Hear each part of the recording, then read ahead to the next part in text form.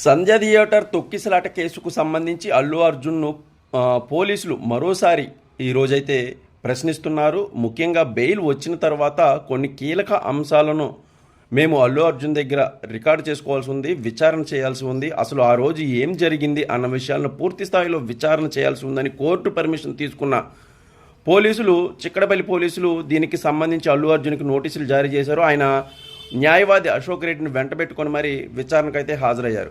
ఇటీవలే అల్లు అర్జున్ డైరెక్ట్గా press meet పెట్టి పోలీసులదే తప్పు అనేలా ప్రెస్ మీట్ పెట్టిన తరుణంలో పోలీసులు కూడా మాదేం తప్పు లేదు అని ప్రెస్ మీట్, దానికి కౌంటర్ ప్రెస్ మీట్ పెట్టిన తరుణంలో ఇప్పుడు విచారణకు హాజరవడం అనేది చాలా చర్చనీయాంశం అవుతుంది, ఆసక్తి కలిగిస్తుంది. అసలు పోలీసులు ఈ కేసుకు సంబంధించి ఎలాంటి ప్రశ్నలు అడుగుతారు, అల్లు అర్జున్ను ఎలా ట్రీట్ చేయబోతున్నారు, ఈ కేసులో ఎలా ముందుకు వెళ్ళబోతున్నారు అన్న అంశాలైతే న్యాయపరంగానూ ఇటు జాతీయ స్థాయిలో కూడా చర్చనీయాంశం అయితే